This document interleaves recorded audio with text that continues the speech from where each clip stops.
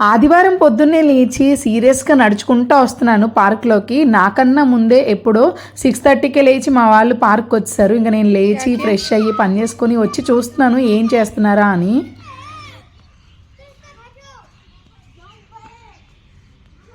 ఆదిత్య అయితే సండే లేదు మండే లేదు ఎనీ టైము పొద్దున్నే లేచి మ్యాక్సిమం 5:45 6 కల్లా లేచి కూర్చుంటాడు. సో సాటర్డే సండేస్ వాడికి స్కూల్ లేకపోయినా కూడా వాడు పొద్దున్నే లేస్తాడనమాట.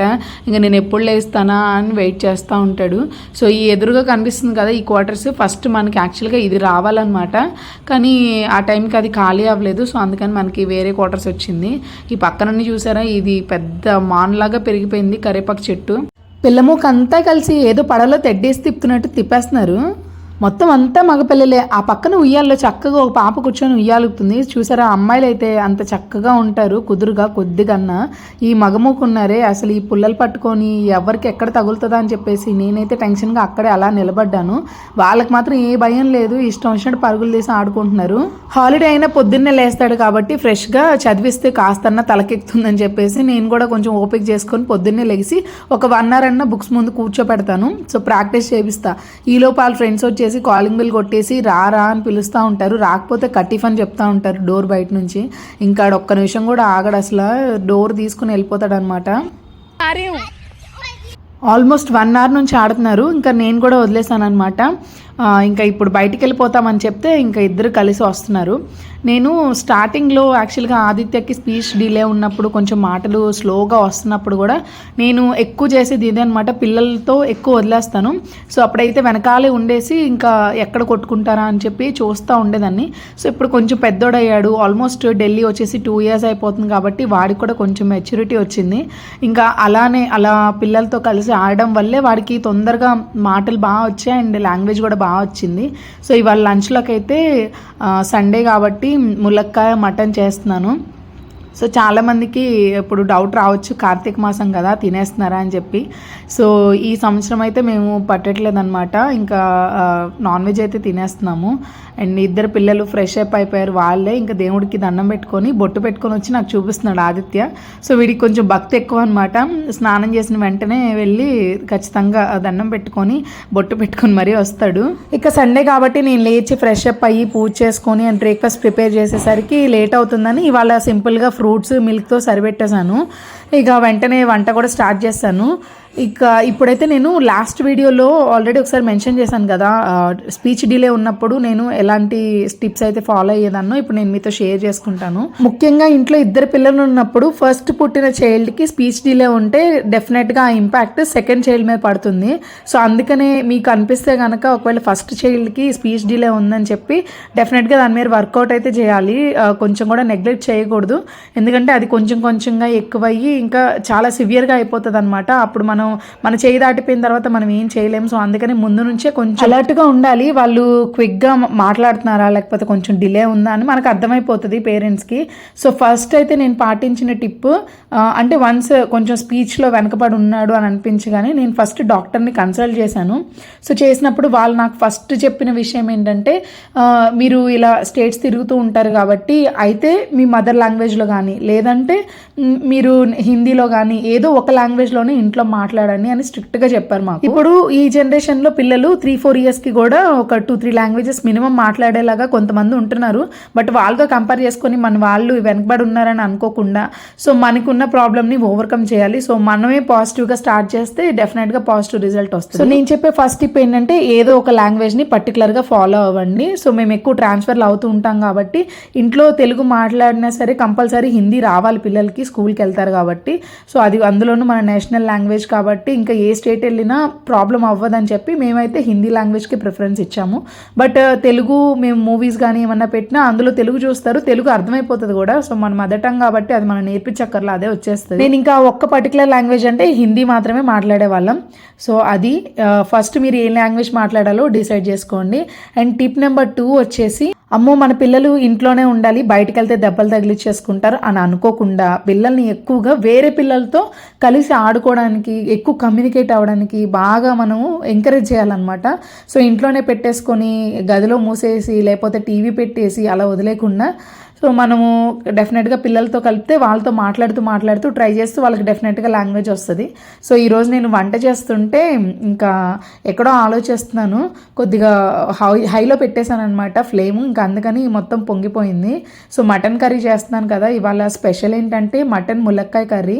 సో ఫస్ట్ మటన్ని అంటే లైట్గా ఉప్పు పసుపు వేసి కలిపేసి తర్వాత ఆనియన్ టమాటో అల్లం వెల్లుల్లి పేస్ట్ అన్నీ ఫ్రై చేసి ఇంకా మటన్ కూడా అందులో వేసేసి అంత లైట్గా వాటర్ పోసి కుక్కర్ పెట్టేస్తాను, తొందరగా అయిపోతుంది అనమాట. సండే కదా కొంచెం రెస్ట్ ఎక్కువ తీసుకున్నాను, అందుకే పని పెట్టాలని చెప్పేసి ఇవాళ ఎప్పుడు లేనిది కుక్కర్ అయితే పొంగిపోయింది. సో మళ్ళీ అంతా క్లీన్ చేసుకొని మళ్ళీ విజిల్ పెట్టుకున్నాను. అండ్ ములక్కాయ అయితే మొత్తం మటన్ ఒక 4-5 విజిల్స్ వచ్చిన తర్వాత అది ఉడికిన తర్వాత ములక్కాయ వేస్తాను అనమాట. మనకు కావాలంటే అలాగే ఉడికించుకోవచ్చు, లేదంటే మూత పెట్టేసి ఇంకో విజిల్ రానిస్తే తొందరగా అయిపోతుంది కర్రీ. సో ములక్కాయ తొందరగా ఉడికిపోతుంది కాబట్టి గరిటె పెట్టి కలిపేయకుండా చేత్తోనే మనం కదుపుకుంటూ ఉండాలి. ఇంకా లాస్ట్లో ధనియా పౌడర్, గరం మసాలా, కొద్దిగా బిర్యానీ మసాలా కూడా వేసి చేతి నిండా కొత్తిమీర వేసుకున్నాను. టేస్ట్ అయితే చాలా బాగుంది, మీరు కూడా ట్రై చేయండి. ఇదైతే నా ఫేవరెట్ అనమాట మటన్ ములక్కాయ. సో ఇప్పుడు టిప్ నెంబర్ 3 గురించి మాట్లాడుకుందాం. ఏంటంటే మనం పిల్లలు ఏదైనా మాట్లాడుతున్నప్పుడు వాళ్ళు చెప్పక ముందే మనకు అర్థమైపోయిందని చెప్పేసి మాట్లాడకుండా మాత్రం ఉండకూడదు. మనకు అర్థమైనా కూడా వాళ్ళు ఏదైనా చెప్పాలి అనుకుంటే వాళ్ళు చెప్పేదాకా మొత్తం కంప్లీట్ అయ్యేదాకా ఓపిక్గా వినాలి. సో అప్పుడే వాళ్ళకి లాంగ్వేజ్ కొంచెం తొందరగా పట్టుకోగలుగుతారు. వాళ్ళు చెప్పేదాకా కొంచెం ముక్కలుగా మాట్లాడుతూ ఉంటారు కదా, మనం ఏదో పనిలో పడిపోయి ఇంకా ఏం వింటానులే నాకు అర్థమైందిలే అనేసి వాళ్ళని మాట్లాడుతున్నప్పుడు మనం పక్కకి వెళ్ళిపోవడం, పట్టించుకోకుండా ఉండడం, అలా చేస్తే వాళ్ళు డిసప్పాయింట్ అవుతారు. సో డెఫినెట్గా వాళ్ళ దగ్గర పెట్టుకొని వాళ్ళు చెప్తున్నప్పుడు డెఫినెట్గా మనం ఓపిక్గా వాళ్ళ వైపే చూస్తూ కాన్సన్ట్రేటెడ్గా మనం వినాలి, వాళ్ళని మాట్లాడివ్వాలి. మటన్ కర్రీ టేస్ట్ అయితే చాలా బాగా వచ్చింది, ఇంకా ఫుల్గా తినేసాము. తర్వాత కొంచెం బటర్ మిల్క్ తాగాను. ఇంకా కిచెన్ అంతా మెస్సీగా ఉందని చెప్పేసి కౌంటర్ టాప్ అంతా క్లీన్ చేస్తాను. అండ్ కొన్ని అంట్లు కూడా ఉంటే అవి కూడా నీట్గా క్లీన్ చేస్తాను. సో సండే కాబట్టి చాలా రోజులు అయింది బయటకు వెళ్ళి, మన తెలుగు ఫ్యామిలీస్ కూడా వస్తానని చెప్పారు. అందరం కలిసి కుతుబ్ మినార్ వెళ్దాం అనుకుంటున్నాము. సో ఎప్పుడో నేను అంటే ఢిల్లీ వచ్చి ఇన్ని తిరిగాను కానీ కుతుబ్ మినార్ వెళ్ళలేదన్నమాట. సో నైట్ అక్కడ లేజర్ షో వేస్తారు. సో అది చూద్దామని చెప్పేసి ఇప్పుడు బయలుదేరి వెళ్తున్నాం. లంచ్ అయిన తర్వాత 4 కల్లా బయలుదేరి. స్పీచ్ డిలే ఉన్నప్పుడు డెఫినెట్గా మనకు కొంచెం కంగారుగానే ఉంటుంది. పిల్లలు అందరూ మాట్లాడేస్తున్నారు, మనోళ్ళు మాట్లాడట్లేదు ఏంటా అని చెప్పేసి మా చిన్నోడు తెగ హాయ్ చెప్పేస్తున్నాడు కెమెరా ఆన్ చేయగానే. ఆ వెనకాలేమో మన తెలుగు ఫ్యామిలీస్ అనమాట. సో మాతో పాటు ఇంకొక 2-3 ఫ్యామిలీస్ వస్తున్నాయి. వీళ్ళు కూడా పిల్లలైతే హాయ్ చెప్తున్నారు నేను వీడియో షూట్ చేస్తుంటే. ఇంకా అందరం కలిసి కుతుబ్ మినార్ లేజర్ షో ఉంటుంది అనమాట ఈవినింగ్ 8 o'clock అట్లాగా.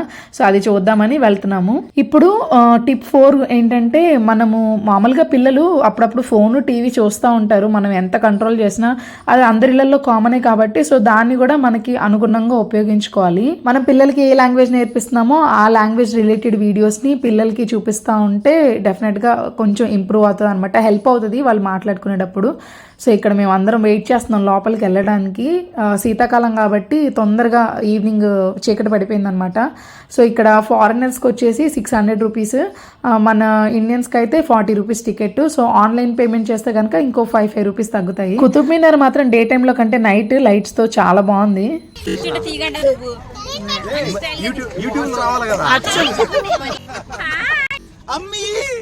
నేను కుతుబ్ మినార్ వచ్చా.